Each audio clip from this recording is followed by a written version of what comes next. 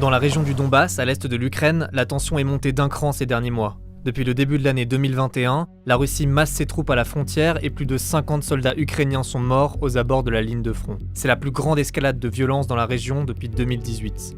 Après plusieurs semaines d'intimidation qui ont alerté la communauté internationale, la tension semble retomber.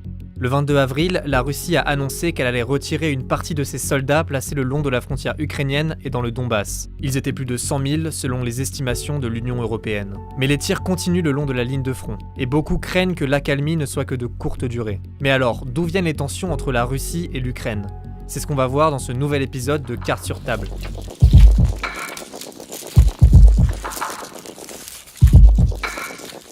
Au cours de l'histoire, les deux pays ont toujours été liés. La civilisation russe naît dans la Russie kievienne. Cette principauté, qui était aussi une grande puissance européenne, avait pour capitale Kiev, comme l'Ukraine actuellement.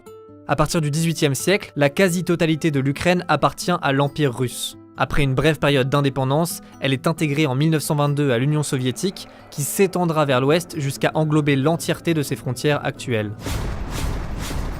Sous l'URSS, l'emprise russe se renforce en Ukraine. En 1932 et 1933, la collectivisation forcée des terres voulue par Staline provoque une grande famine, l'Holodomor. Elle tue entre 3 et 5 millions d'Ukrainiens. Beaucoup de paysans sont forcés de fuir leur village pour aller travailler dans les régions industrielles du sud et de l'est du pays, comme le Donbass. Et dans ces régions, les usines sont gérées par des Russes. En 1991, l'URSS s'effondre et l'Ukraine accède à l'indépendance. Mais l'influence de la Russie reste forte, en particulier dans le sud et l'est du pays. Dans ces régions, le russe est parfois la langue maternelle de plus de 60% de la population. Bien sûr, la langue n'est pas le seul critère à prendre en compte pour saisir la complexité de l'identité ukrainienne, mais c'est une raison essentielle de la volonté séparatiste des russophones qui ne veulent pas voir leur langue marginalisée ou discriminée, ce qui explique leur envie de demeurer dans un espace où on parle russe. Demonstrators clash with police, with hundreds of thousands protesting the results of the election and calling for a new vote. L'élection présidentielle de novembre 2004 marque un tournant pour l'Ukraine. Elle oppose deux victors. Le libéral Yushchenko, tourné vers l'Occident, et le pro-russe Yanukovych, soutenu par Vladimir Poutine. Yanukovych est donné gagnant du second tour, ce qui provoque le soulèvement des partisans de son rival. C'est la révolution orange. Le résultat de l'élection est finalement annulé par la Cour suprême sur fond de soupçons de fraude électorale et un nouveau scrutin est organisé. Il donne la victoire au libéral Viktor Yushchenko et les résultats montrent un pays scindé en deux. Sous l'impulsion du nouveau président, l'Ukraine entame un rapprochement avec son voisin occidental, l'Europe. Cette situation inquiète Moscou qui vient de vivre une année difficile. En 2004, 7 pays de l'ancien bloc de l'Est sont intégrés à l'OTAN. Et au même moment, l'Union européenne étend son influence en Europe de l'Est en incorporant 9 pays de l'ancien bloc soviétique entre 2004 et 2007. La Russie doit donc absolument maintenir son emprise sur l'Ukraine. Pour faire pression, Moscou augmente le prix du gaz qu'elle vend à son voisin, ce qui est un coup dur pour Kiev. L'Ukraine est donc affaiblie, mais reste courtisée à l'ouest comme à l'est et tente de maintenir de bons rapports avec ses deux voisins.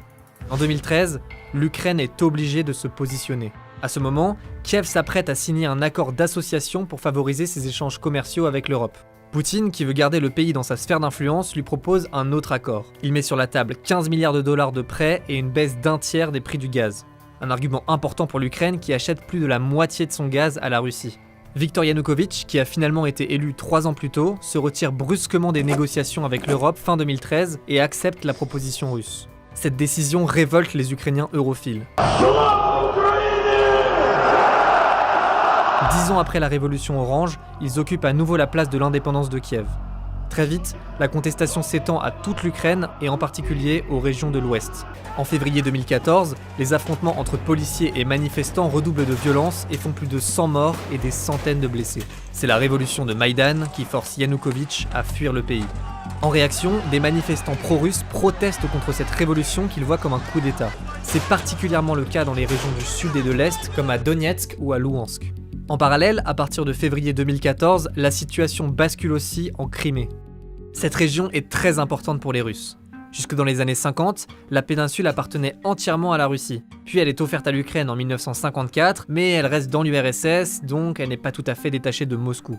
Quand l'Union soviétique disparaît, c'est bien à l'Ukraine que la Crimée est rattachée avec le statut de république autonome.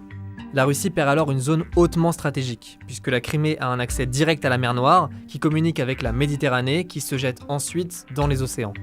Revenons en 2014. Des soldats russes sans insigne se mêlent aux contre-manifestations qui se multiplient en Crimée. Au même moment, la Russie masse ses troupes à l'est du détroit de Kertch. En mars, Moscou organise un référendum illégal du point de vue du droit international pour demander aux Criméens s'ils sont favorables au rattachement de la péninsule à la Russie. Les résultats donnent une majorité de oui, et Moscou annexe la Crimée. Dans le Donbass, qui regroupe les régions de Donetsk et Louhansk, les manifestants anti-Maïdan se transforment en milices séparatistes pro-russes. En avril 2014, la République populaire de Donetsk est autoproclamée, suivie par celle de Louhansk. Après presque un an de combats particulièrement meurtriers, les deux parties signent les accords de Minsk II en 2015. Une tentative de cessez-le-feu qui n'arrête pas les combats, mais réduit leur intensité. Depuis 2014, les affrontements ont fait plus de 13 000 morts et près d'1,5 million de personnes déplacées. En avril, le président ukrainien Volodymyr Zelensky a proposé une rencontre à Vladimir Poutine pour tenter d'apaiser la situation. Mais la fin du conflit semble encore loin.